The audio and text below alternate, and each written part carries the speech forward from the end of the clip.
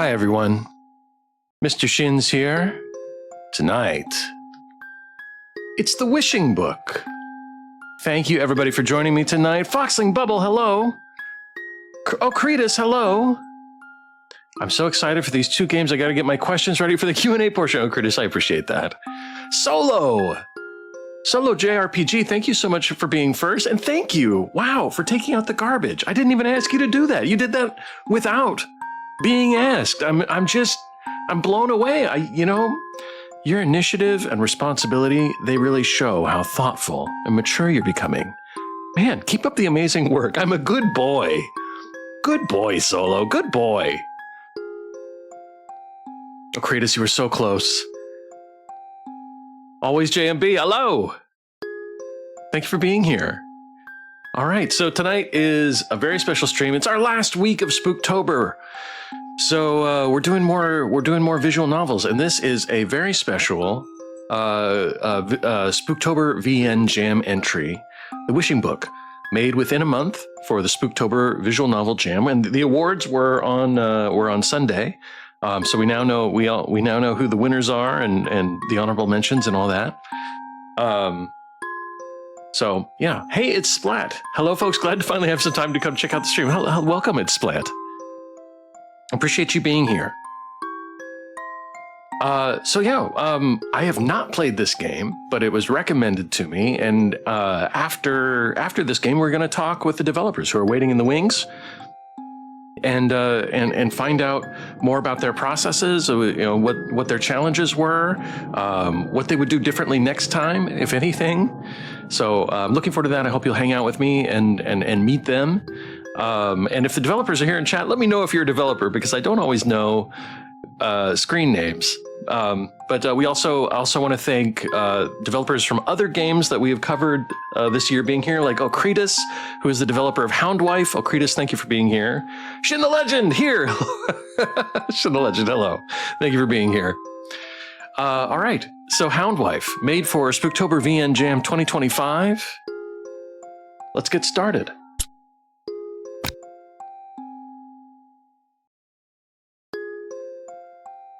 TaylorsConfused, Wishing Book Dev here. A Lark and TaylorsConfused, thank you for being here. You guys, this is a developer for the Wishing Book.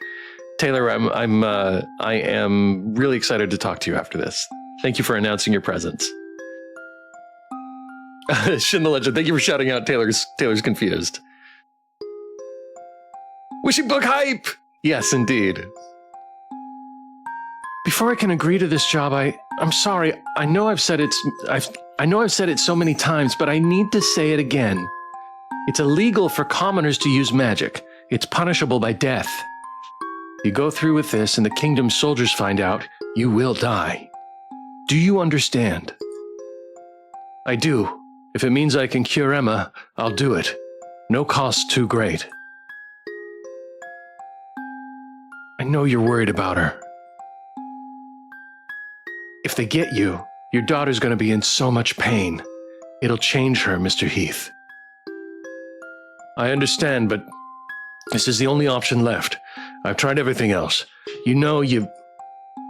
Listen, I'm calling this off. I can't ask you to risk your life in some dungeon just to aid me in a crime. You're too young. I'll find someone else. Mr. Heath, the herbs for this spell are deep in that dungeon, and not many explorers around here are very experienced. They'll die. Of every explorer here, I've gotten the farthest in that dungeon. I've done the most commissions. I'm the most qualified. I'm serious. We don't know how much time Emma has.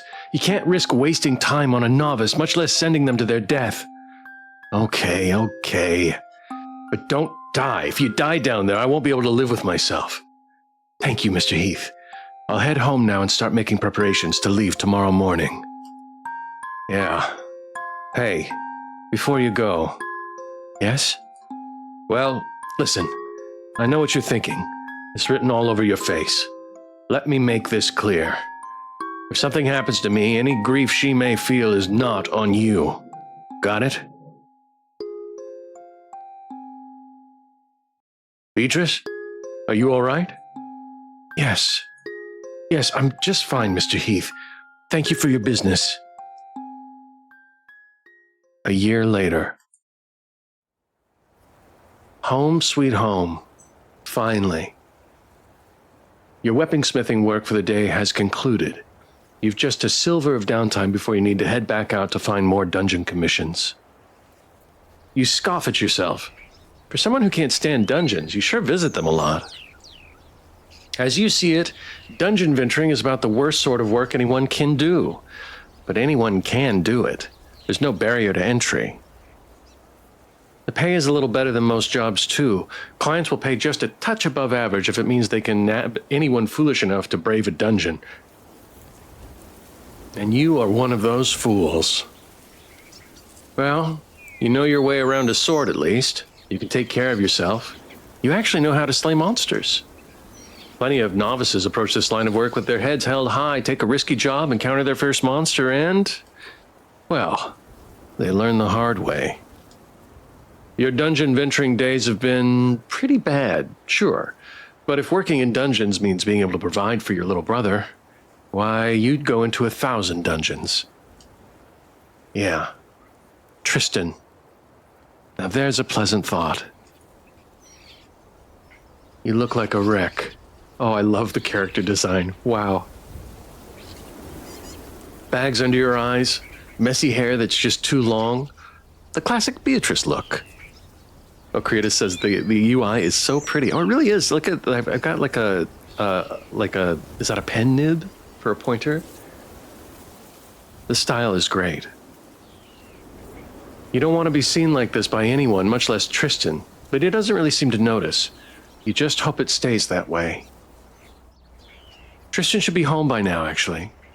What are you waiting for?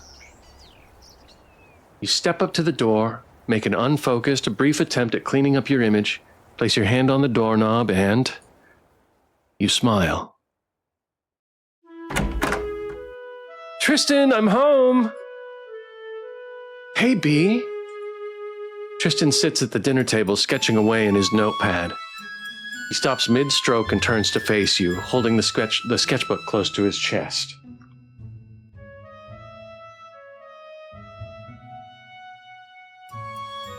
Hey, bud. How was your apprenticeship today? For real, Beatrice? You're beautiful, says Ocreatus. Oh, great. I got to work with Miss Donovan on a nightstand today. I did the main body and she did the drawers. I haven't really made anything with moving bits before, so I think I maybe overthought it a bit. But we got it done. I just hope whoever buys it actually likes it. Not sure if it's, you know. Oh, I'm sure it's just fine, bud. Just look at my practice weapons. You gesture to a weapon rack by the front door, which holds a sword and battle axe that you made as practice some years back. Cadmium, hello. Variations of the name Beatrice, Beatrix, B making a comeback. Oh, that's right. We've got wolf-like creatures named B as a theme. Although this Beatrice doesn't seem wolf-like exactly. Cadmium, it's nice to see you. Thank you for being here. You really do miss the days when you'd make weapons just for the sake of learning and having fun. Now you make so many weapons so frequently that it's more of a chore. Yet another responsibility. Oh, get over yourself. You can't change it, so there's no use thinking about it. Take this axe, for example. It looks good, right? Uh-huh. I'd say there's all sorts of little things wrong with it, but it really impressed my boss. What I mean is, even if you only see the bad parts, it doesn't mean the good parts aren't there. You may just need someone to point them out to you. Hopefully nothing bad happens to this Beatrice, right? You're doing great work, Tristan, trust me. I'm really proud of you. Oh, shucks, you're just saying that because I'm your brother. I mean it. You found something you're passionate about and work at it each day. I think that's wonderful. Hey, Splat says, I love this art style. Yes, it's really cool. I agree. I love it too. Someday, I'd love to do something to celebrate, you know? We could go out and do something fun together, or we could just hang out at home and have some good food. Hey, don't get lost in a daydream now. Sorry, getting off topic. What I'm trying to say is, even if you can't tell, there's lots to appreciate about your work. Thanks, B. That means a lot, really. You know, if you're interested, I was actually trying something new earlier today. Give me just a sec. Tristan scurries off to the bedroom. The two of you share and comes back with... Ta-da! A little wooden wyvern. Miss Donovan let me borrow some of her chisels so I can practice carving details on my own. But I guess I gotta get a bit carried away, huh? He holds it out for you to see. It's simple and a little rough around the edges. But for a beginner, this is fantastic. Tristan's attention to detail has not been lost here. Oh, this is great, Tristan. What made you choose a wyvern? Huh, not really sure. I guess I was just kind of thinking about them. Oh, huh. Not really sure. I guess I was just kind of thinking about them. It'd be really cool if we had some around here, right? You want to cuddle up with one, don't you? And when it finally takes off, you just grab it by the leg and fly off with it. I'd have to catch you when you fall. Yeah, it was a bad idea. I'm sorry. Tristan fidgets with his hands and forces a lighthearted laugh out of himself. Crap.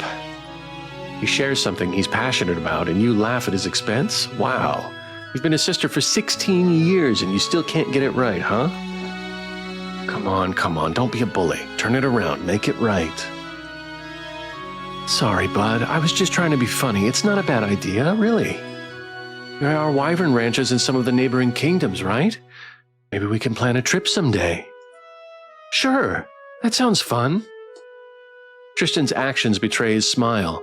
He takes 2 slow steps away from you and glances from left to right, as though looking for a way out. What is going on here? What's the hidden subtext? What are we missing? Is he scared of his sister? I don't understand. Better leave him alone. You feel better if you aren't here right now.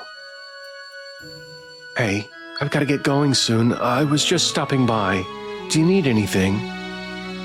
Oh, no, don't worry about me, please. I'm all good. All right, I'll leave you to it. And if you do any more wyvern art, feel free to show me. I'd love to see it. Sure thing. You exit the house, shut the door, and stop, taking a moment to replay your failure in your head a couple times. You were only trying to make him laugh, but you think about the way he fidgeted and stepped back from you, his awkward forced laugh and hurried speech. Good bot, Saribot. I get very shy, easily discouraged vibes from him. Me too, Cadmium. What's going on? What happened? Why was that such a dramatic, full-body reaction? Was it really that bad? Did you really hurt him so deeply? Tristan is a sensitive boy. Some might even say he's prone to overreacting, but he wasn't always like this. You are his sister. You need to find out what's wrong and fix it. You put yourself en route to the commission board, thinking about Tristan all the while. Come on, think. Wait. Maybe that'll make her happy. Hello, Yoshi.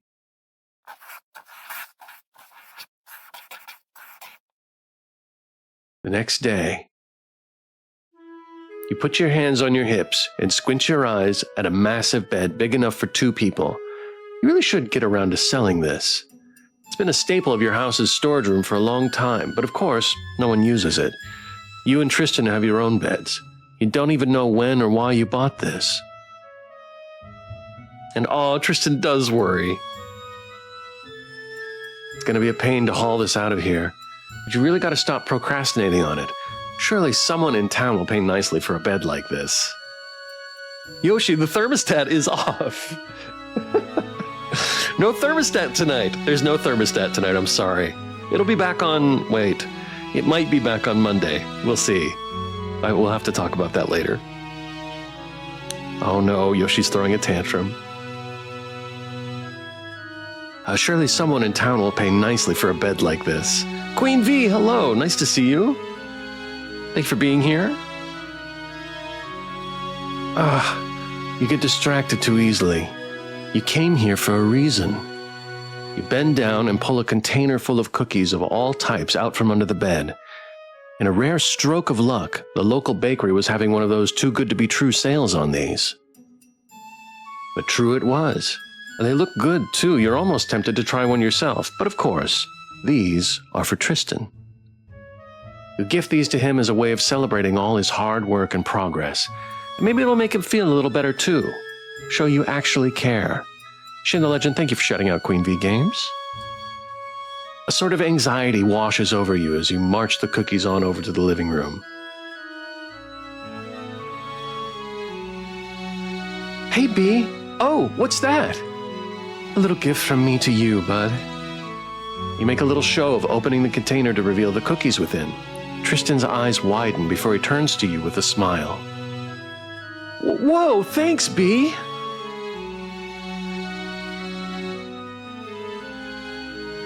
This is for all the hard work with that apprenticeship, Tristan. I'm proud of you, buddy. You affectionately ruffle his hair. He seems a little flushed by the sudden gift, but not uncomfortable with you. That's good. When you said that you wanted to do something to celebrate someday, I didn't think you meant today. Maybe I was just so proud of you, I sped things up a little. Sorry, I don't really know what to say, but thank you. He takes a cookie out of the container and has a bite, smiling as he chews. These are really good. He devours the rest of the cookie with surprising speed, prompting you to chuckle just a little. I hope you enjoy, buddy. He stops to finish chewing. You aren't going to have any? No, these are for you. Oh, come on. Hey, you got them. It's only right that you have some too. He pulls another cookie out and hands it to you. Well, if he insists. That does taste good. The sweetness puts you in an almost irrationally good mood. You can't remember the last time you indulged in some sweets. Rythan Wins, hello. This is super cute. Rythan Wins, it's nice to see you. You and Tristan both enjoy your cookies in silence before Tristan suddenly speaks up. Beatrice, are you good? What do you mean? I mean, I feel like you're always giving me so much, like I rely on you a lot and I don't want to be too much is all. I don't want to overwhelm you. So, just sort of checking in. Rythan is from A Road Less Traveled, by the way, says Okratus. Thank you, Okratus, for shouting out Rythan Wins. Another developer from Spooktober here. Me looking at Tristan, I'm in this picture and I don't like it. Cadmium, are you Tristan? Are you Tristan in this? That's interesting. Why is he asking this? I'm fine, I'm your older sister, right? That's just our dynamic. I want to take care of you. You don't have to worry about me, really. Tristan furrows his brow and squirms in his seat a little before sighing. Well, if I'm ever, being a burden, tell me, all right? What? Tristan, where is this coming from? Nowhere. Sorry, that sounded weird, huh? I didn't mean anything by it. Tristan gets up and wrings his hands nervously. Just checking in. Sorry, I didn't mean to worry you. It's okay? Actually, I was planning to meet some friends in a bit. I think I'll leave a little early. Okay. Tristan heads to his room, comes out with his sketchbook and pen, and wordlessly walks out the front door at a little too brisk a pace. Tristan is never a burden. You just barely can make out his suppressed, ragged breathing before he closes the door behind him. Oh no, what's going on with Tristan? That night. Tristan, I'm home. No response. Cadmium says, this boy got some rejection-sensitive dysphoria and trauma if I ever seen it. I know, man. I'm worried about Tristan. Maybe he's just taking his time looking around town. He does that sometimes. No. Get a grip and think realistically. He wouldn't let himself just drift around town from morning till night. Logically, he's keeping himself occupied as a way of avoiding you. Tree, hello, nice to see you. Thank you for being here. You made that joke yesterday. You made him think he was a bother, and now he wants to avoid you, but Tristan isn't good at hiding his emotions, and he seemed genuinely happy when you were just eating cookies, right? Try as you may, you're no good at reading him. He's not all that confident, sure. But every now and then something that feels small gets this really big reaction out of him. It's so hard to predict what will happen and won't hurt him. Maybe you just need to be better, more thoughtful and observant. Then you'd actually understand him and could help. You drag yourself to your bedroom and flop down onto a bed you've grown just a bit big for, content to let yourself rot away there for the remainder of the night. Your gaze shifts to Tristan's half of the room. There's the bunny plush you gave him. He always sleeps with it at night, but he seems a bit embarrassed by it. Cute. Oh, and there's a wooden chisel. Must be one of the ones he is on loan. It is really great that he has so much time to pursue his passions, jealous as it may make you. Your eyes drift from thing to thing until they land on something just barely jutting out from under Tristan's bed. Now, what could that be? You force yourself out of bed and pull out the object, which turns out to be a miniature wooden chest. The lid is shut, but the lock isn't closed. Maybe you're overthinking this, but why is he hiding this under his bed? Not even you knew this was here. With all his strange behavior lately, maybe this means something. Too sleep-deprived to think and far too curious, you don't even consider this might be prying. You open up the chest and find a book. It doesn't look important. It has no defining features. Still, maybe you'll learn something about Tristan. Whatever is wrong, he surely won't tell you himself, and, well, you're desperate. You open the book to a random page only to find it empty, so this isn't literature. You flip back until you find the latest page that's been written on. Suddenly, you are greeted by two almost entirely full pages. The sentences look disorganized, appearing to be different thoughts written at different times. You bring the book a little closer to your face. I wish those boys in town would stop teasing my sister. Wish my sister was proud of her singing. I wish my sister was able to celebrate my progress. This has been Dad Jokes with Shins Chat. What is this? You flip to previous pages. Each one is filled with these little manifestations, and you're mentioned in every single one. While the cover is completely barren, the first page does have something not written by Tristan. The handwriting here is far too polished and formal to be his. It reads, The Wishing Book. Any wish written in this book will come true. Please take into consideration the following. 1. Wishes must begin with I wish to be acknowledged by the book. 2. You may need to cover your tracks with subsequent wishes. 3. Removing, erasing, damaging, or otherwise rendering a wish illegible will cancel its effect. This sounds like a magic book. Citizens can't use magic. It's illegal. It's punishable by death, in the worst cases. If Tristan's been using this, calm down. You don't know this is magic. You're just assuming. But these wishes all have to do with you. If this book is magic, you hesitantly shift your gaze to the first page in the book with actual wishes written on it. All his wishes are for his sister. That's sweet, says Hey, it's Splat. I wish my sister was still alive and with me.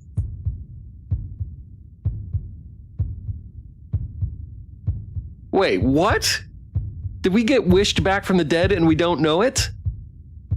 Oh my God. You don't know that it's magic. It was just a silly idea you had. Don't entertain it. You don't know it. You suppress your paranoia and keep reading. I wish for the rest of the town to forget my sister's death. I wish for my sister to forget her own death. Deep breaths. Deep breaths. I wish for my sister to forget our parents. Your parents? No, you remember your parents. They may not be here now, but you know who they are. You're just tired. You're just tired, and you can't remember things all that well. That's it. Yeah, you're being paranoid. If this book really is magic, you remember your parents the moment you mark out this wish, right? That's how the rules work? A pen, a pen, a pen. Where does Tristan keep his pen? Surely enough, there's a pen in the same chest the book came in. You clutch it firmly in your hand and stare at the paper. Virtue Bro, hello. Thank you for being here. This book isn't magic. You remember your parents. You're going to mark out this wish and nothing is going to happen because this book isn't magic. Come on. You're going to do it. You force yourself to cross out the wish and hold your breath. Time passes. You can't tell how much, but it feels like an eternity. Cadmium, thank you for shouting out Virtue Bro. Okay, you have to be quiet, Beatrice. Come on. Dad leads you by the hand to Mom, who is holding a baby. This is Tristan. He's, your new baby brother. Dad flashes an awkward smile at you. Isn't he cute? You're not sure.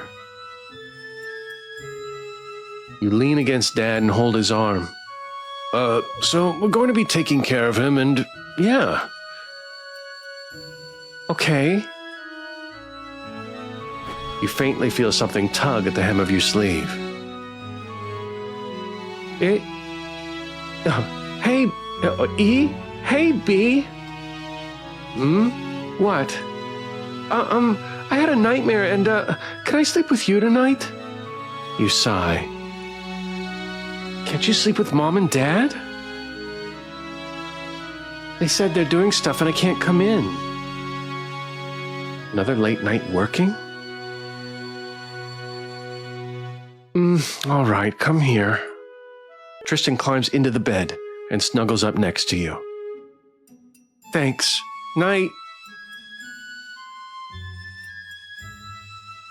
It's a little annoying, but it's okay. You put an arm around him. Look at me, Mom! Tristan rushes into the living room, proudly showing off his new ponytail. He does a little spin, but doesn't realize it isn't actually long enough to trail behind him. I taught him how to tie a ponytail. Oh, that's so cute. She gets out of her seat and sits next to Tristan. Look at that. Do you think you're going to keep it? Maybe. You know, you could grow your hair out and have it be longer, like how I used to have mine. Oh yeah, I want to try that. You laugh as Mom tries to get Tristan to stop spinning around. It's a simple thing, sure, but you like seeing Tristan all excited and happy like this. You're glad you taught him this.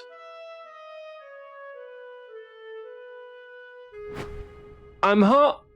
You stop. You hear someone crying? You make your way to you in Tristan's bedroom and open the door. B! Tristan, what's wrong? You rush to Tristan, who sits atop his bed sobbing uncontrollably. The Mom and Dad started running and then there were soldiers.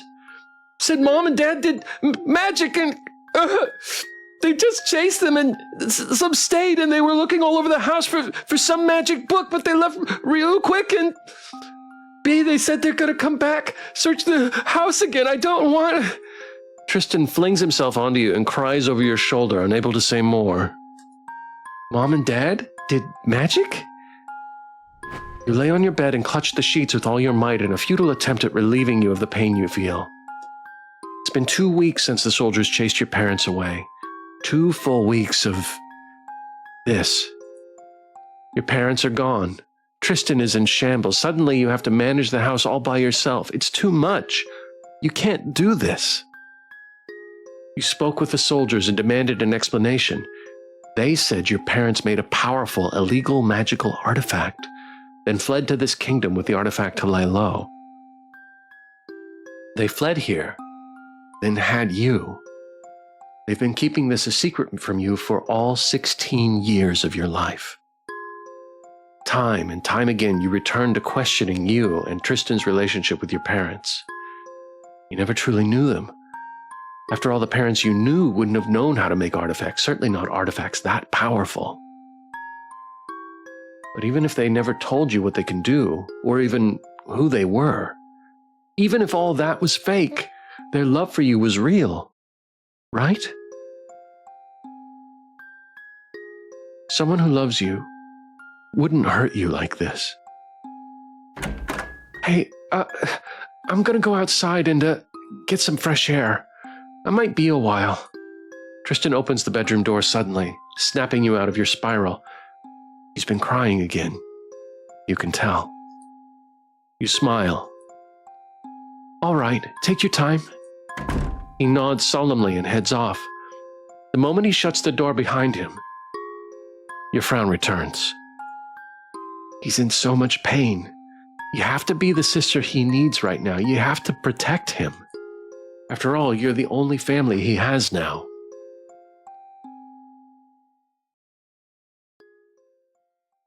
Whew, I think we just got a lot of memories back. Can't even think. You just cry.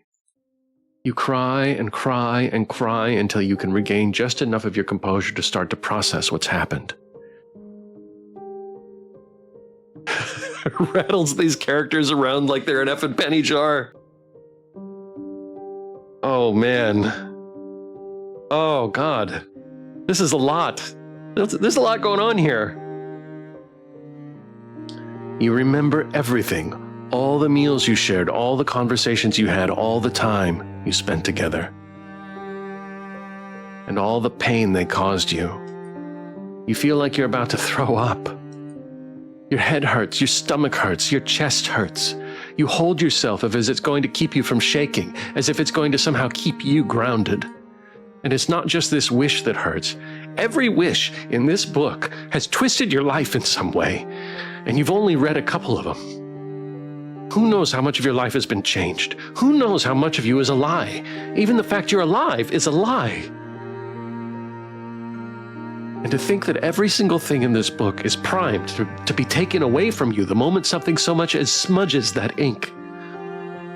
All these things, held together by mere ink and parchment, including... I wish my sister was still alive and with me. You scream, frantically set the book down on your bed and run to the other end of the room. If that ink gets... Your thoughts are sharply interrupted by the sound of hurried footsteps. No, you're not ready. B, I'm here. What's wrong? Why are you screaming? Tristan runs into the room in a panicked frenzy and stops upon seeing you with your back against the wall, shaking and crying like a coward. Confused, he looks beyond you, into the bedroom. At the book. He freezes. You both lock eyes, neither daring to look the other way, locked in a standstill, trying to anticipate the other's next move. As a long, tense silence permeates the room, 1,000 thoughts cloud your mind. Suddenly, one thought cuts through the others like a knife and takes hold. I'm tired of being taken advantage of. Is Tristan okay? Has my whole life been a lie? Pick your poison, my friend. Okay, all right, let's see. Man.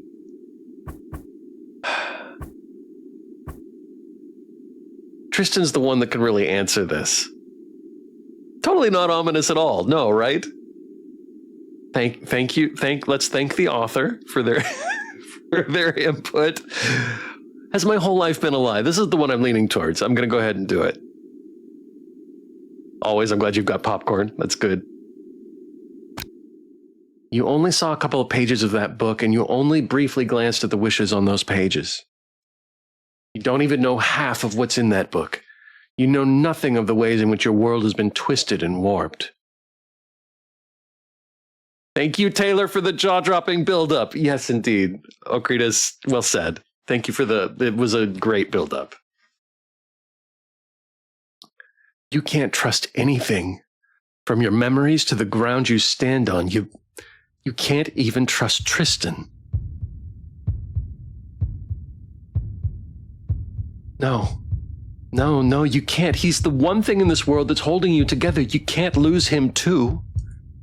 Calm down. You can't make a single wrong move here. You have no idea what he could do. You don't even know who he is. Your memories of him mean nothing. For all intents and purposes, right now, he's your enemy. He wants to hurt you. You don't want to believe it. You want to be proven wrong so badly, but to believe otherwise could be fatal. B. You gasp. Your weak legs give way and you fall to the floor, proceeding to scurry away from Tristan. It's hard to breathe. You can't stop shaking. Surely Tristan sees how scared you are, right? You try so hard every day to be strong for him, and now he sees you for the coward you are. Hey, B, we can still fix this, okay? I'm going to read that again because I futzed it. Hey, B, we can still fix this, okay?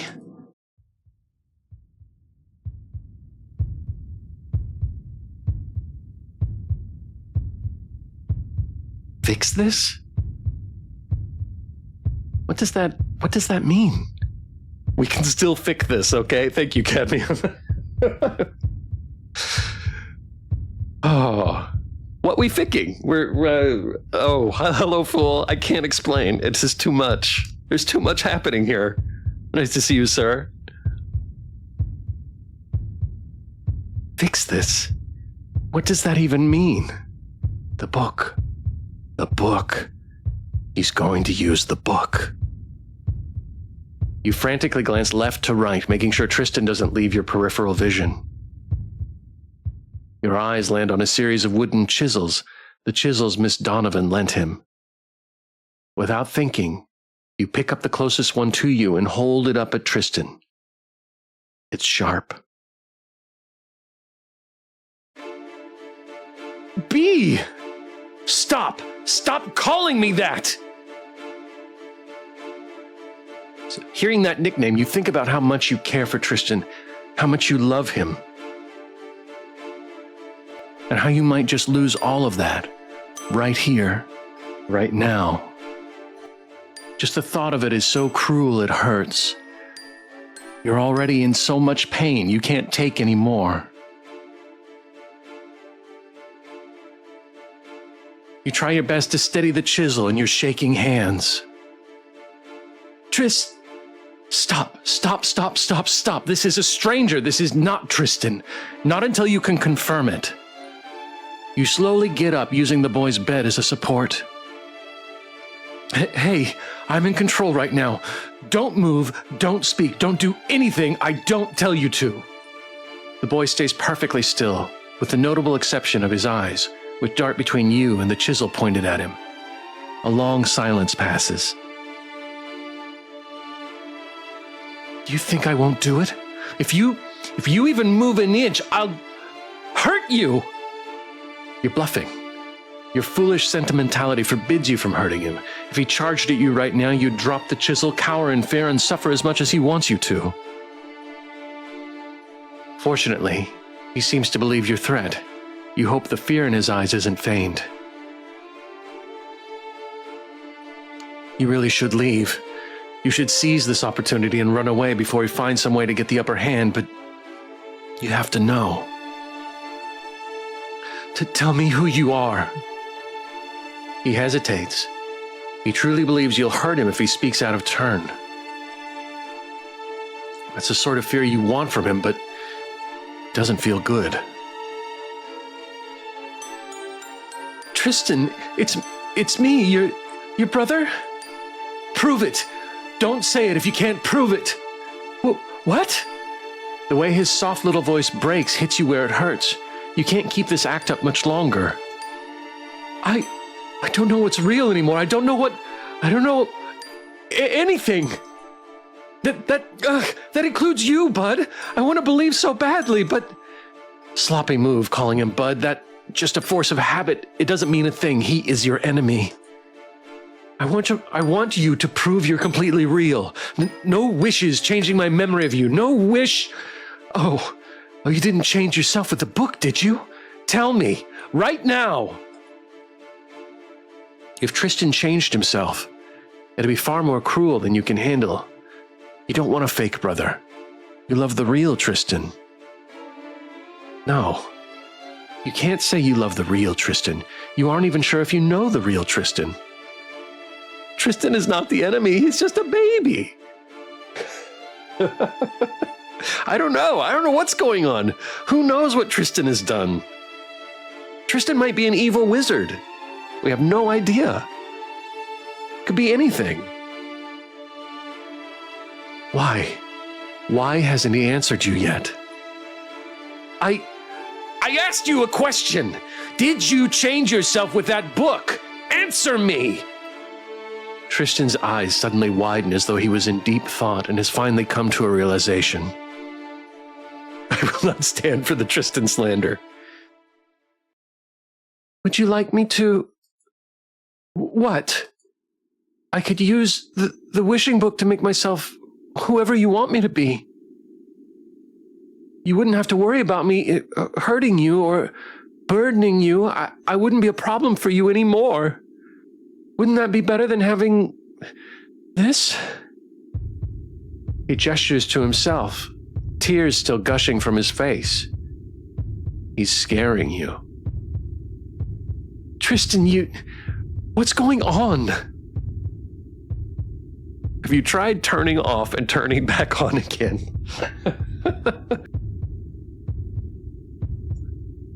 I don't know. My sister's threatening me. I have no idea what's going on. Tristan, I'm not going to hurt you. Then put down the chisel. In an instant, you throw the chisel behind you and make a mad dash for the door, pushing Tristan to the side. You run. You run as fast as you can, away from him, away from the house, away from everything. Time passes. It's hard to say how much. You can't tell, but you should be far enough now. He shouldn't be able to find you. Huh. You're lost. The forest surrounding your house is really big, but, well, that just makes this a better place to hide. Yeah, it's okay. You lay down against a tree and break down. A million pent-up thoughts and feelings hit you at once. You cry into your hands. Nothing feels real. Nothing. Even your tears feel fake. Even this pain, so strong it should be unmistakable. You doubt even that. If you erase the wishes in that book, the magic gets undone. If you just burned the whole thing, who would you become? Well, no. You'd be a corpse. You'd die. You left the book with Tristan. Uh-oh. You did all of that, and you forgot the damn book. Cool it, Beatrice. It doesn't matter all that much. You've been living a lie for who knows how long. Point is, the things in this world you cherish are tied to a false you. You don't know what the real Beatrice values. You don't know what she loves and what she hates. You don't know a single thing about the real Beatrice. So if someone's going to suffer, might as well be the fake Beatrice, right? It's not like a real person's getting hurt. Who cares? Not you. Thinking that way doesn't make it hurt any less. Still, one thing is certain. You're too weak to fight this. You're tired. You just want to lie down. And whatever happens, happens. You'll just let life take its course, no matter what becomes of you. It'll be easier that way. And hey, maybe someday you'll really delude yourself into thinking none of this matters. That'd be nice, wouldn't it? Yeah. It's not a bad idea. Every time you feel pain or remember this day and want to cry and scream, you'll just tell yourself, hey, Beatrice, it's okay. It doesn't matter. And you'll do it again and again and again until you really, truly believe it.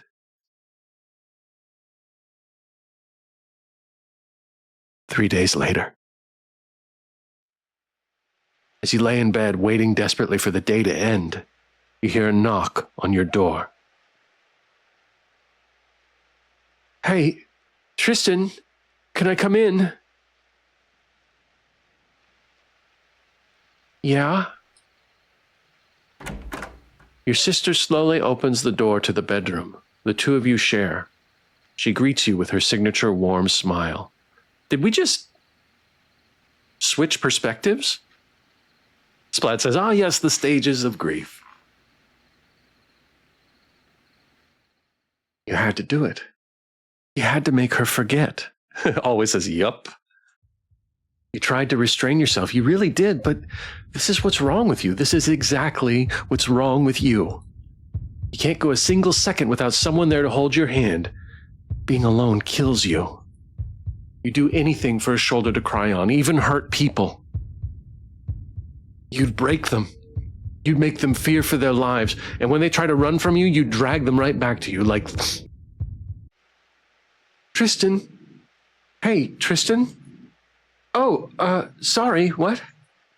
Zoned out. Beatrice chuckles uncomfortably. You have a feeling you know what she's going to say next. Listen, bud, you've been acting strange lately, and I'd really like to talk about it. Is that okay? There it is. That classic caring nature. That wonderful, pure-hearted instinct you forced back into her. It isn't real. It only exists because of a wish you made. This isn't what Beatrice really would... Focus.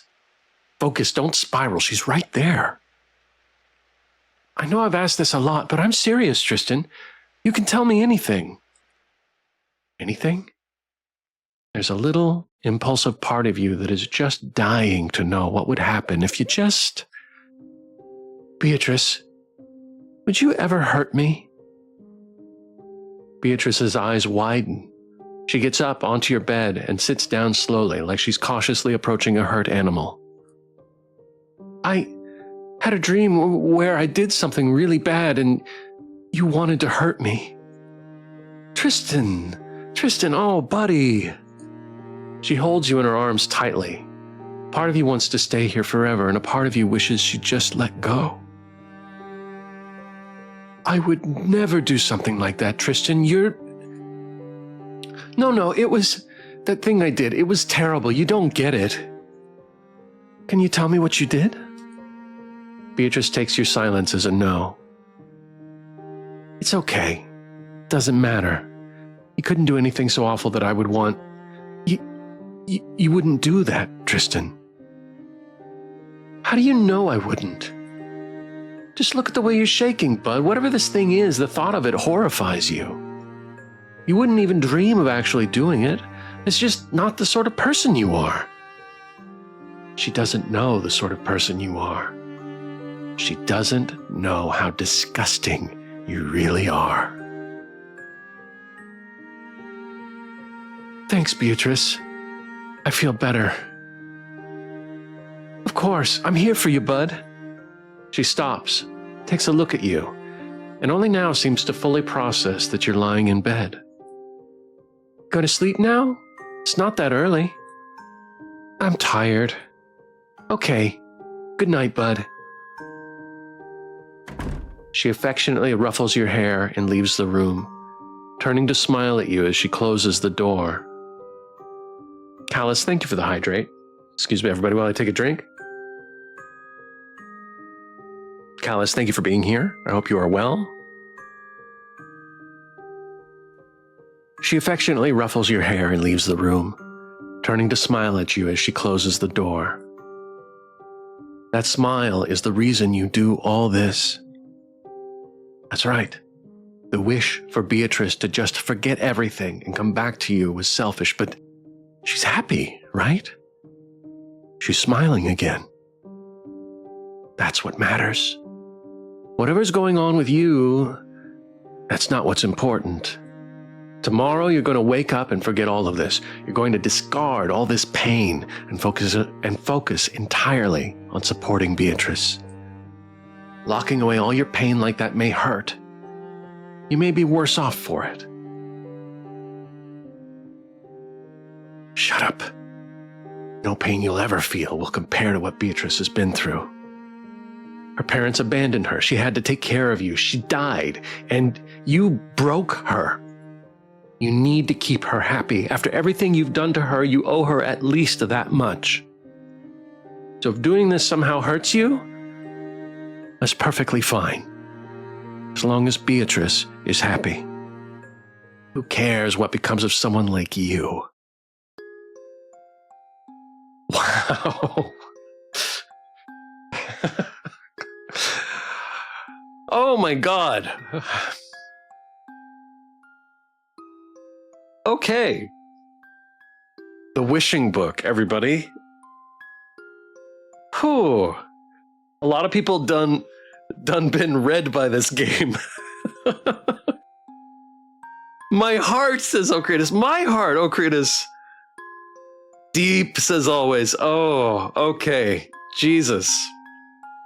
That was intense. I really want to talk to the developer here, so I'm going to go ahead and we're going to go ahead and hop into Discord. We have about an hour to talk to them, so this is good. We've got plenty of time. I'm going to open up Discord and give me just a second to get things set, and I'll be right back. Man, video games, huh? Video games. So, what do I call you? Is it Taylor? Taylor's confused. Taylor, what do you go? Taylor is cool. Taylor is cool. Taylor's cool. Are you? And pronouns? He, him. He, him. Okay, same here. He, him. So nice to meet you. Thank you for being here. And really quick, I just want to make sure. Can somebody in chat just can confirm that you can hear both of us? Yes. That was. I'm like almost shaking here. I was shaking there for a bit. Oh, my. I have to say, most people that I've seen play the game, they tend to gravitate towards one option. You did not go for that one. So this is the first time I've seen people sort of get, if you were to go through all three endings, it's the first time I've seen people sort of get them in a not typical order. I'm very fascinated in the good way by the reaction. That is really interesting. I wonder if my brain is wired wrong or something. Okay. No. Good to know. They're all different experiences, but I definitely think there was a point where you mentioned like, oh man, like I'm like so confused because of course the game is Beatrice's perspective, right? But there was a point where I was like, man, it is really not intentional, but very, very effective that Beatrice's confusion in this route is sort of coming off on you, right? Since it's from her POV. Right. Yeah.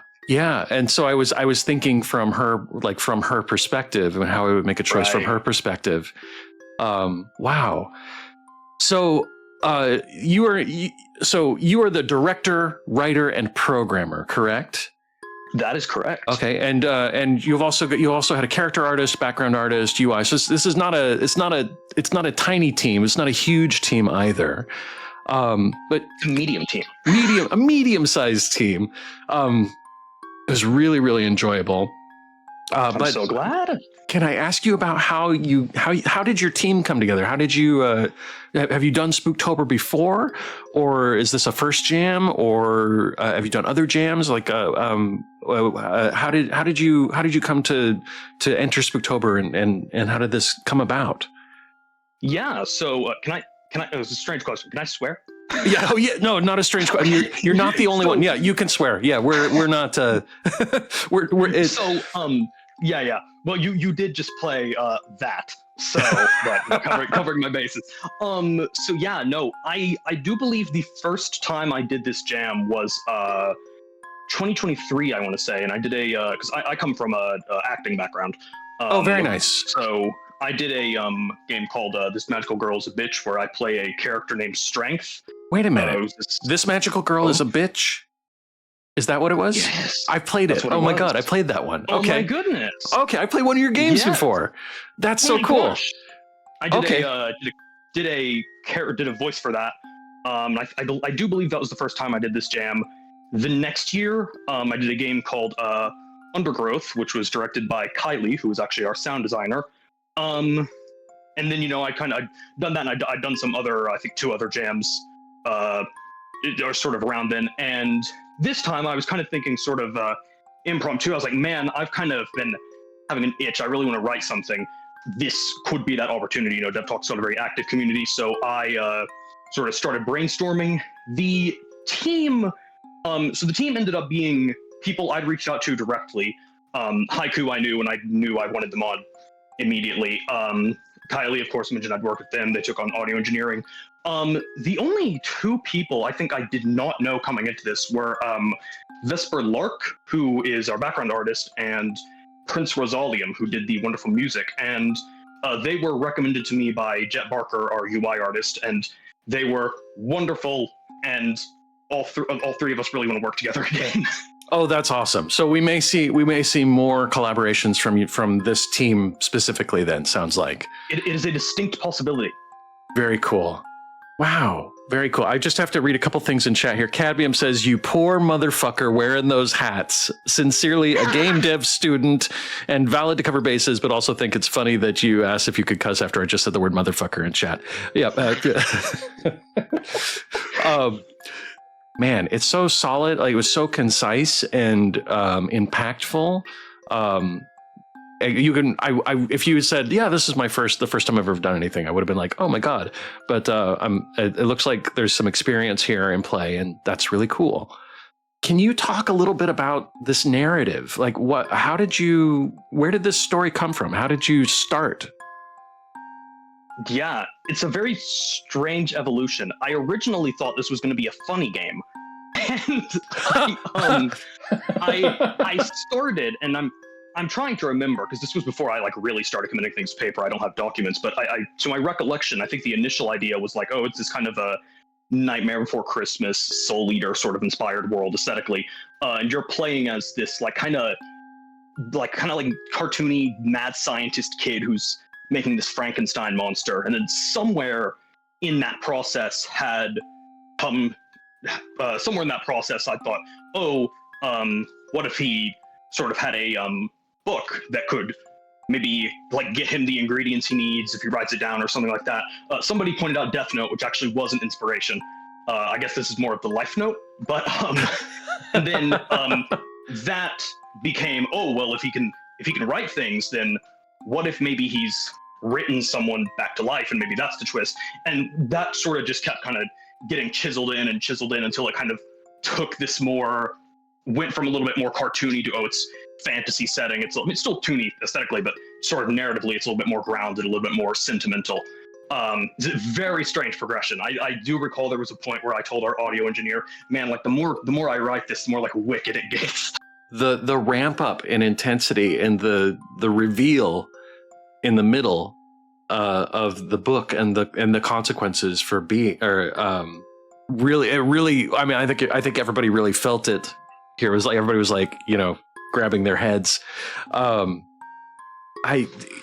Any other, is there anything about this that was not, was there something personal here? Are you drawing from any like life experience, or is this just like I I had this idea and I put it together and it came out? Yeah, it was kind of, I think, And I'm you sorry, know, that I might be a remember really when I was- personal question, so No, it's not, not at apologies all. if it is. Not at all.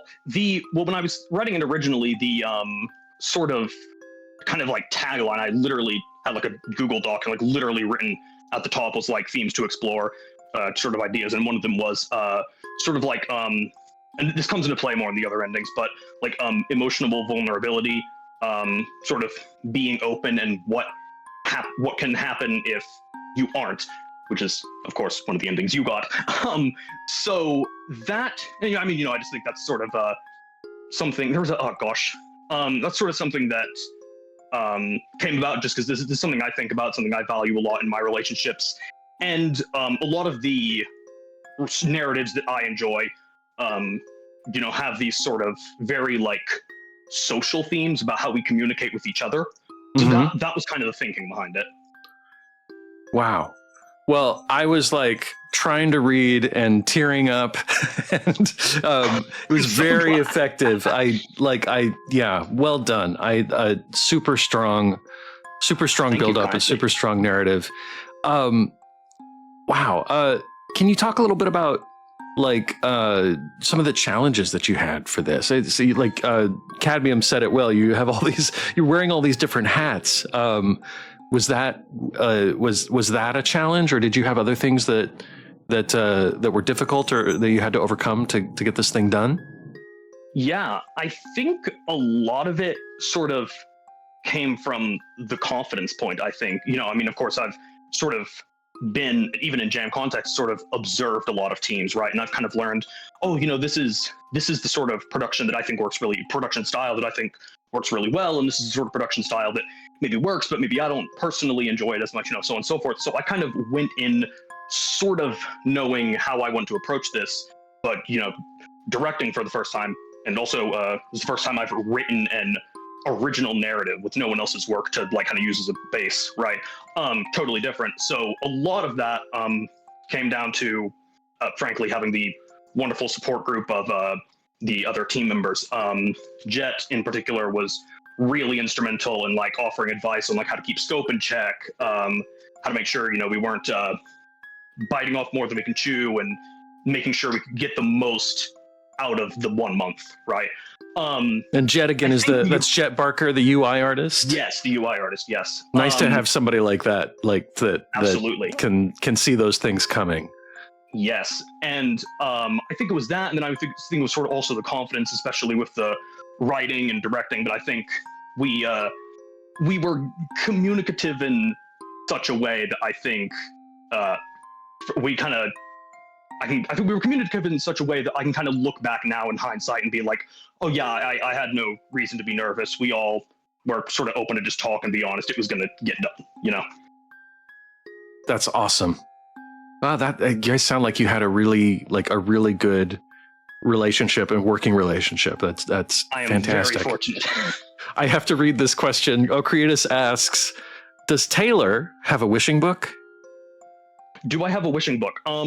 I actually just recently got a sketching book that, I don't know what it's called, if you put like one of those like rope things around it, it could vaguely resemble the wishing book.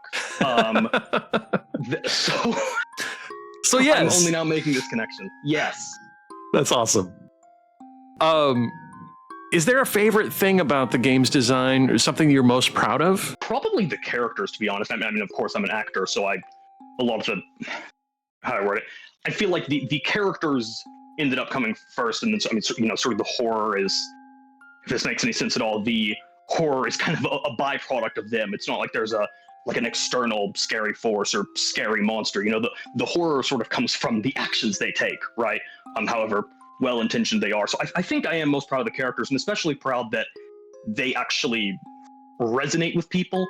It's kind of one of those things where I feel like you just have to do it and hope, you know what I mean? But this is, to my recollection, this is the first time I've written something that I would say is like a drama. A lot of my writing has been more comic in nature.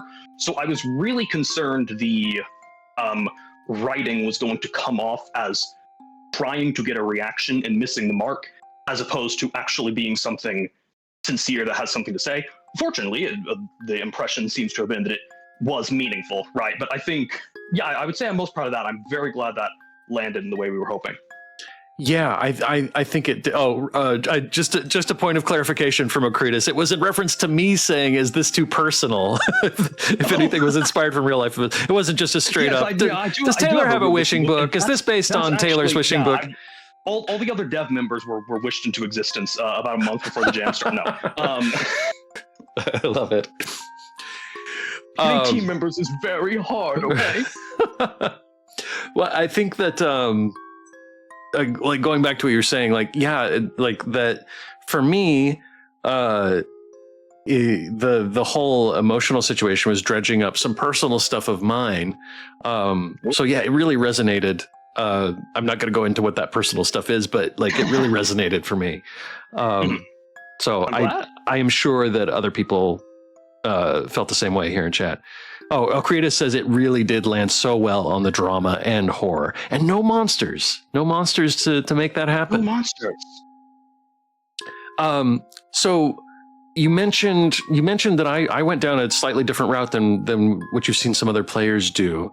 Can you talk a little bit about your philosophy on choices in visual novels? Yeah. So, and this was something of course, this is the first time I've written choices for a visual novel, but I was sort of thinking, in my head, there were two ways I could go about it, which is, of course, the game kind of is linear, then has this big three-way branch at the end, which gets you the three different endings. And I was sort of thinking, okay, I can do that. Additionally, do I want to have other choices sprinkled throughout that kind of, maybe they don't change the narrative necessarily, but they sort of add a feeling of interactivity, right? I decided not to for this one. Not that I think that's bad, just that was not what I was looking for this game. And also I wanted to make sure, I didn't want to be throwing a bunch of choices at the players that maybe felt arbitrary, right? Or not impactful. So right. that three-way choice is actually the only choice in the game there that you consistently get. There is one other, which I'm not going to say what it is in case anyone is going to go through and get the other endings, but it's not even really much of a choice. There's a moment where a character makes a decision, and the writing's like, oh, I'm going to do this thing, but does not explicitly state what it is. And then you get the prompt of, this is the thing, it's this horrible thing, and you have to, it's the only option, and you have to press it to progress the game. And that was just something where I was like, I could just write this without the choice, but I feel like making the player have to hit it and have to go through with that is going to hit a lot harder.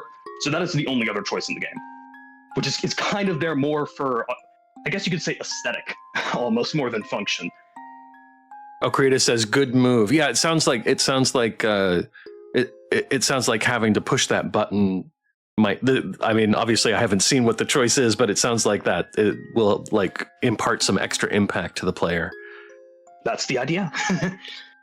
Cadmium says, I think my only question at the moment is like, how did you balance and or juggle the hats? Again, Cadmium is a game dev student, and his intent is always kind of solo and very tiny team. Right. So that balance, how did you strike that balance? It is a good question. Thank you, Cadmium. Yeah. I think originally, and you'll actually, if you want to move to the images I sent you, you'll actually see this get mentioned. Oh, yes. I think a lot of it was just kind of talking about our scope. Originally, we were aesthetic. You can see this in the first three images, I think. We were going for something a lot different. Originally, the idea was that the aesthetic was going to be very abstract. It was going to be big, bold shapes, much simpler, so that we could 3D model it, because I do have 3D modeling experience. And then we got the character sketches from Haiku, and they were a lot, HaikuHello, our character designer and sprite artist, and they were a lot more human. And I was like, you know what? I don't know that we can model this in a month, but it's also so good. I don't want to not have this. So we decided to pivot to 2D. And that was an aesthetic decision, but also because it hit me, man, directing, writing, programming, and modeling, it's not happening. That is a lot, yeah. Right, and that's a big reason why I'm very happy I pulled Haiku in when I did, because Haiku's mean, not just instrumental to the character designs, but also sort of the characters themselves. Tristan did more or less the same things, but he was, in a sense, a very different character before Haiku's sketch came in. And I was like, I've freaking got an idea that I like way more. And you can actually see that earlier version of Tristan mentioned in those images. He was originally, they were both originally younger. Tristan was a lot more sort of spunky, energetic kid. Of course, in the final, he's kind of more melancholic. Sorry, character artist was HaikuHello, and Yes. I've got your so you guys, Taylor sent me these, and he's like these are spoilers, so don't click on them until if you don't click the. Let me see here. Hold on. Let me check what you got real quick. Okay. Do not click the very last one. Alludes to things that have not been shown in the stream. Everything else is good. So this one here in the initial art references. Sorry, the MISC very last one. Don't click that one. Don't click that one. Okay, so we're gonna leave that one alone. Okay, I was so good, and I did not click on any of these images before I played the game. So you'll get on the nice list for Christmas. Yay. For that. No, I'm kidding. Finally. Finally. So initial art references. I'm gonna go ahead and unspoiler this. Oh wow. Okay, so this was the very first thing that was sent to Haiku, just kind of feeling out. Here's how these could theoretically look. So this says characters use simple shapes and aren't heavily detailed, easy to model. The characters are humans, but portraying them in an abstract, heavily stylized way could be cool. Characters and world are simple, flat colors, thick outlines. For ease of modeling, the faces should be relatively simple with big landmarks, but still be able to communicate intense fear, rage, sadness, etc. for intense moments. So is this something that you worked up and sent to Haiku, or was it the other way around? These I sent to Haiku just to kind of really quick communicate, hey, here's kind of sort of what I'm thinking. Now give me your spin on this. This is so great. It's so cool to see this part of the process. Krita says this is like watching Mr. Shins defuse a bomb, but instead of a bomb, it's spoilers. Splat says, I love seeing all the I love seeing all the behind the scenes work that goes into creating a piece of art like your game, says Splat. For real, this is amazing. Thank you. I'll go on to the next one here. So this is for Beatrice. This is exhausted and unhappy, but does a good job of hiding it since she has died. Maybe she wears a lot of blacks to foreshadow this. Oh, that's amazing that we got this, like what the Beatrice that we have now versus these images. Yeah, it's so, and again, I mean, of course, these are just kind of shorthands, right? Just kind of, hey, here's inspiration. But I mean,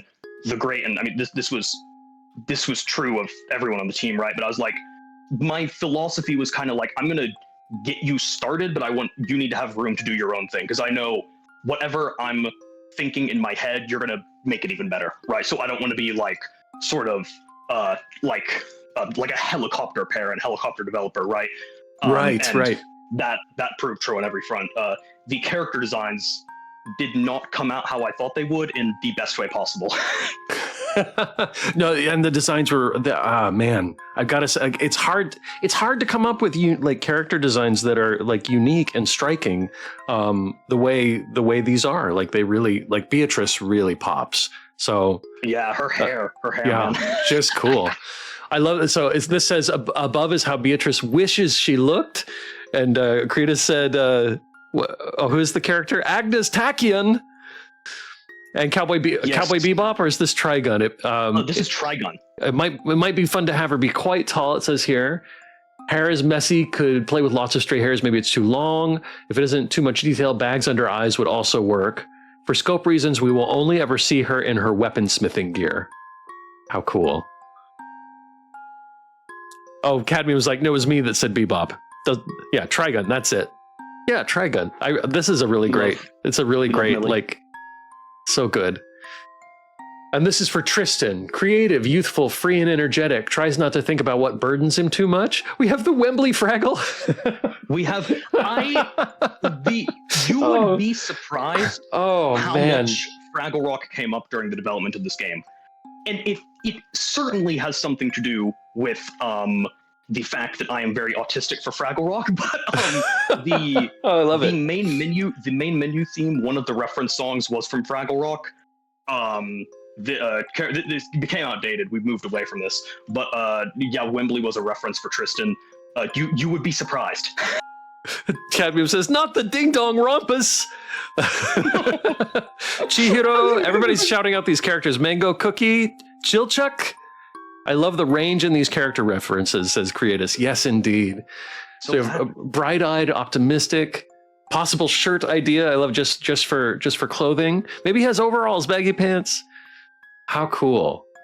I went out, speaking of puppets, I went out very recently to Atlanta to visit a puppetry museum. And while I was out there, I saw someone who had Tristan's exact style of overalls, and it was very funny. Oh, wow. You're like, hey, there's my character. Hey. I gotta say, I really love the Fraggle Rock thing. Like, it's not something that I ever would have I would have pinpointed myself, but now that I know that it exists there, it's gelling for me. Yeah, I mean, even you want to talking again about sort of narratives that have something social to say. I mean, that's a lot of what Fraggle Rock was, right? And I really, when I was watching that show for the first time, it really stuck with me just how much they cover with those characters. So I definitely think that was an influence on this as well, sort of working that meaningful messaging into the script, making sure it has some substance and is not just scary thing happens and that's it, right? Absolutely.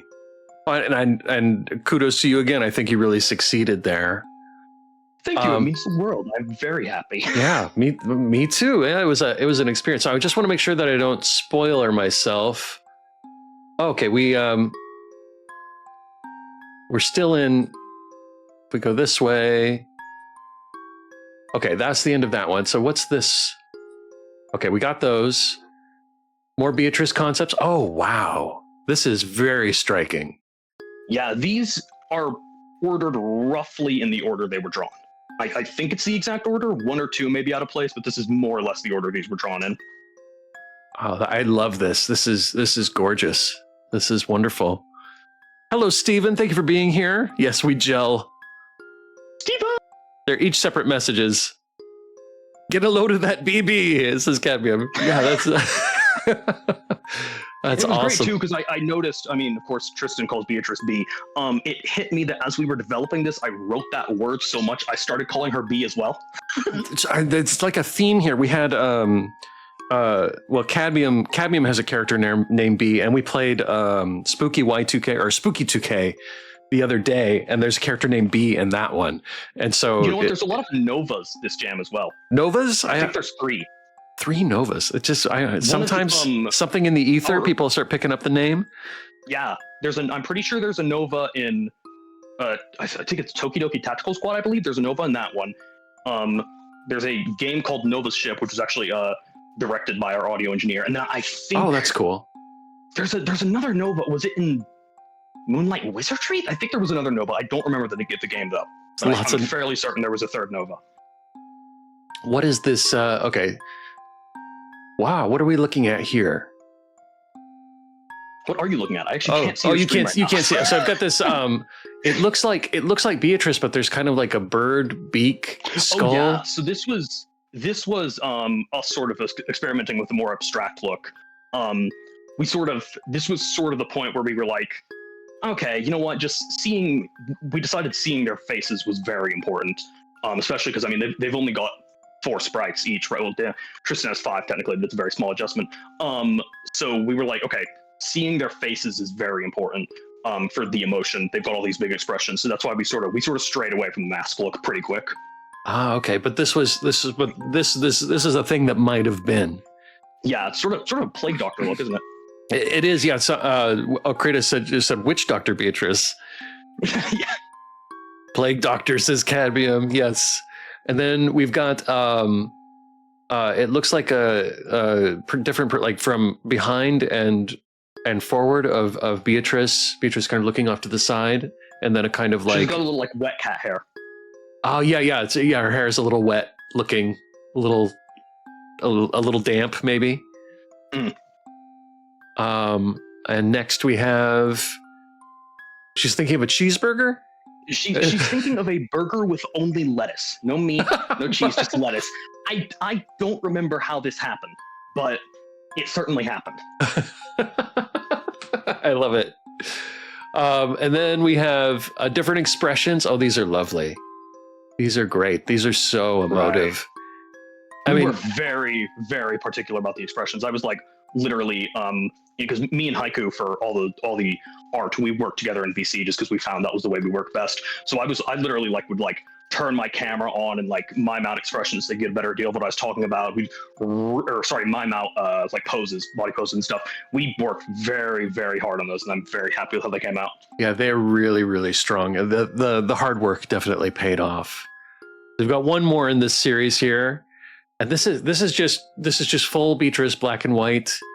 One she's holding her wrist, another one she's holding the sword at her waist. Also lovely work. So proud of Haiku for these. Yeah, kudos to Haiku. Such amazing work. That's HaikuHello, the character artist. So good. Okay, what other things we've got? Okay, these are I can unspoil these. Tristan concepts are fine, but miscellaneous I cannot touch. It's the first two in miscellaneous are good. The very last one, don't touch that one. Don't touch the very last one. Okay. The other two are good. Okrita says, I was just about to ask how the creative process went between the art and writing. And you kind of gave that to us. Right. And I was very pleased with how it sort of it informed each other. And we talk a little bit about this as we move to Tristan. I mean, I guess I'll give you the walkthrough since you're looking at him now. But yeah, this first image, we originally thought he was going to be very, very energetic. Again, he was younger at this point. In the final, Beatrice is 20 and Tristan is 16. So we'd drawn this, and then I was sort of like, oh, what if he's kind of got like a ponytail and XYZ and smoother hair. And Haiku said, oh, well, what if he has these kind of sort of droopy eyes, kind of like Beatrice does? And when Haiku made that decision, I was like, oh, that's it. And I literally went back and rewrote his character bio too. Oh, he's wow. a little more melancholy. He's a little more sensitive. And I think that was the moment he because I wasn't too sure about him at that point. And when that happened, it just clicked in my head. So then we get this next one where he's got the droopy eyes. He's holding the book here. Yes. Yeah. Oh, the other one is, I mean, they're both very strong, but now it's like, oh, yeah, this is Tristan. Mm-hmm. Yes, we can see him, says Creatus. We can see him. We can see him. He is the eyeballs. And then this last one. This is nice. Oh, it's so melancholy. Mm-hmm. Wow. That journey though from the first concept. And it's not a huge change, but it is. It's a bit ironic that I think we and I mean you'll see Beatrice. Beatrice is very hyperfixated on Tristan in the route that you did. You sort of see her develop more in the other routes. But it's funny to me that I think we went in writing wise having the strongest idea of who Beatrice was and the least strong idea of who Tristan was. And then when we got to concepting, we took the longest to get Beatrice right, and Tristan was like, bam, bam, bam. I mean, there's only 3 images. Yeah, that's awesome. He just popped out. He just popped into the universe. Mm-hmm. Pretty much there, huh? Wow. Okay, so we've got one more here. Oh, Vile Council, thank you for the lurk. Appreciate you. And Cadmium, thank you for shouting out Vile. Okay, so we've seen those. So I can do this. I can do the big one, but not the last one. Not the last one. Not the last one. Oh, this is gorgeous. Wow. Yeah. Are you looking at the colored one? Yeah. So this is the color mock-up with the background, the kind of loose background. Yeah, this was something we did before the jam started. And you'll notice Beatrice is actually just a colored version of the concept art. But we did this to just sort of feel how do we want the game to look aesthetically. And this is kind of sort of where that tactile look came. The texture on the characters is literally an image of a real piece of paper that Haiku took. That's with awesome. their phone. I love that. One of my favorite things in any kind of like graphic work is when you can see the texture of the paper. Right. There's an anime I'm watching right now where they've done all the backgrounds by hand, and you can see the watercolor paper texture. This makes me happy. Right. And this was also very important too when communicating to Vesper, Lark, our background artist. Hey, here's kind of how this is going to contrast. We decided on more of like a sort of like sepia tone for the background, so that the purples of the character sort of make them pop a little bit more. Oh yeah, you've got kind of a complementary color scheme going here with the violet and yellows. Very nice. Okay, I'm gonna hit the arrow one more time, but I'm not gonna hit it twice because that would be a spoiler. Not twice. Careful now. Oh, we have a mock-up of the characters with the UI. Right. So this is very first when this is like the first couple days of the jam. And I basically just told Haiku, before we fully commit to like rendering these out and stuff and lining them, let's just get sketches, export them and throw them in game just to make sure scaling's right, just to make sure nothing happens, right? And that way, that makes it very nice because you can sort of start programming. You'll notice there's like subtle movement of the characters, right? You can start programming that, and then when the character sprites are done, it's literally as simple as changing the file path, right? And checking for errors, which we fortunately didn't have. So that was a great boon. Haha, nice not having bugs that break the game. It is nice. Did you guys do play testing prior? Did you have time for that or no? So I, of course, because I was programming, I of course did a lot of runs.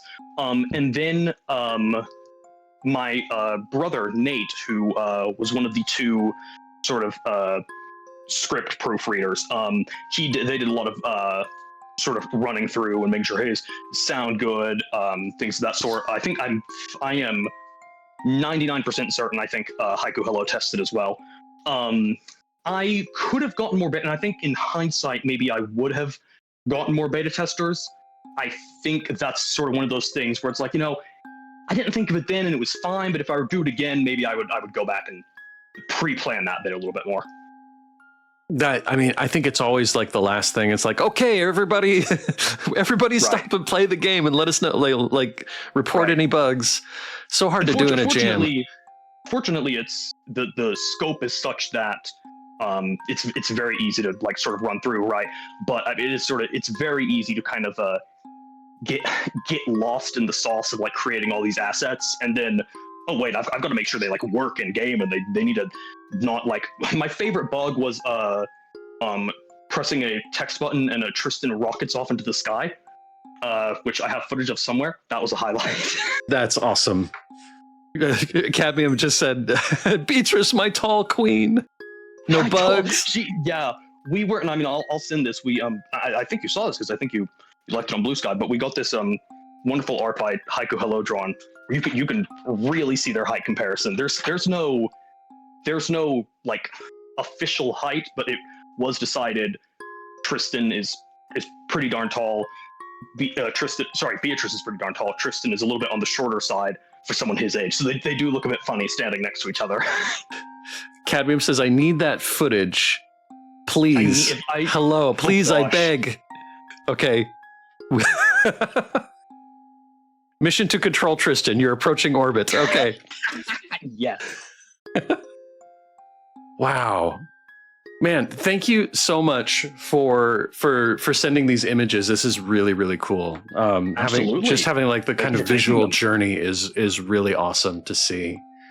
I'll go back here to the ecliptic. Wow.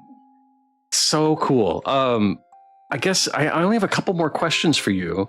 And if anybody in chat has any questions, now is the time. Just go ahead and type them out. It helps if you do the highlight. If you do the highlight message, redeem, that helps me a lot. So this might be loaded for this kind of game and how emotionally intense this was, but what do you hope players take away from this game when they finish playing it? Because you sent me this and I was thinking about this, and I guess two things jumped up, which I mean, of course, one, the sort of central theme of the game, and sort of, communication, tell people how you feel. Again, it's a little bit hard to fully explain how this game explores that idea without seeing the other endings, but I mean, you saw how it worked out with Tristan's sort of hiding from Beatrice, and Beatrice's sort of just giving into her fear and sort of holding Tristan so that he can't speak, right? I guess that's part one. And then part two, I guess a little bit more of a, I don't know if meta is the word for it, but I don't know. You want to make something, make it. I frankly was quite horrified doing this project because I'd never done anything like it before, but I just kind of took the plunge, and I'm quite happy with it. You can only grow from it. I'm so glad you took the plunge, and that's a great message. If you're gonna make something, make it, do it, make it. It doesn't have to be perfect. The fuck it, we ball mindset. That's right, Cadmium. Exactly. Cadmium, thank you for telling me about the ads and Vile Council. You guys, I would have let them run, and we would have been talking here with the ads on. Thank you, mods. I appreciate you. That was a great answer. Thank you. If you could go back and give your past self a piece of advice when you started the project, what would that advice be? I alluded to this a little bit earlier, but I think really the main thing that stands out to me is just, again, the confidence point. I do think I did a lot of sort of second guessing on myself that like I didn't really need to do. You know what I mean? For lack of better words, anything. I mean, this massive thanks to Nate and Kylie for approving the script, but like anything that like would have really been an issue and was not just in my head, like they caught. You know what I mean? There were especially when we were like kind of blocking out the narrative, there were a good couple things they suggested. I'm like, oh yeah, that's an issue, we need to change that, or oh yeah, this works, but what you suggested is way better, let's do that. So I sort of I did a lot of sort of rumination when in reality, you know, the team was sort of there to, we had each other's backs, right? I'm so glad for you that you had a team that was, you know, the kind of like it sounds like everybody kind of pitched in and like you guys watched out for each other. I think that's really, really important in a jam setting, probably in developing a you know, for longer haul development too. But that trust, it seems crucial to me. Absolutely. And you can feel it when you don't have it as well, and it stings really bad. So I feel very fortunate to have landed with the team we did here. That's so great. Graduates, hello. You guys, Graduates did art for our upcoming game here, Dial 666. Graduates, it's nice to see you. So I've got one more question. If there's any questions in chat, now is the time. But what have you got going next? What are you doing? Do you have any other projects coming? What are your plans? I think everyone on the team is in some variety, most everyone is in some variety of, oh yeah, I have things, but contract, I can't talk about it. But which I suppose is the perpetual state of being an artist. But going back, This Magical Girl's a Bitch, we're currently developing the third and final chapter, which reprising my role, of course, but I also actually got to step up and help cast that one as well. Oh, how cool. Or cast the remaining roles for that, which was very fun. Kylie, our audio engineer, is currently working on the final bit of their game Undergrowth, which a lot of our team actually is, not all of us, but a good bit of our team is actually in that one. Also, I do a voice for that one, which is how I met Kylie initially. Those are the two things that are coming to me off the top of my head. Okay, cool. And that's Kylie. Is it Siaw or Siaw? It's dawned on me. I've known Kylie for a year, and I actually don't know how you pronounce it. We'll just say so Kylie S. Kylie S, the sound designer. I'll do FX. I'll do FX also. They go by. Oh, okay. Excellent. Okay. Well, if anybody's watching this on YouTube, we'll have links to future works posted in the description, and of course you can download and play and rate this game with the link at the top of the chat, and that link will also be in the description if you're watching on YouTube. Man, is there Wittershins? Hello. Is there anything? Oh, maybe Taylor does have a wishing book because he must have wished to have answered all my questions already. Fair enough. I knew exactly what you were going to ask. Is there anything else that you want us to know about the wishing book or about your work that we haven't covered here? Gosh, I guess I wrote which is where the thank you image comes from, but I wrote a sort of a post-mortem that talks about this a little bit. But again, just the support on this, especially considering, I mean, we, you know, how do I word this? In like the dev talk community, beyond a couple voice roles, I don't have any really, I guess, like precedent, so to speak. It's not like anyone would see something I'd done previously and recognize me from that and then choose to play this, right?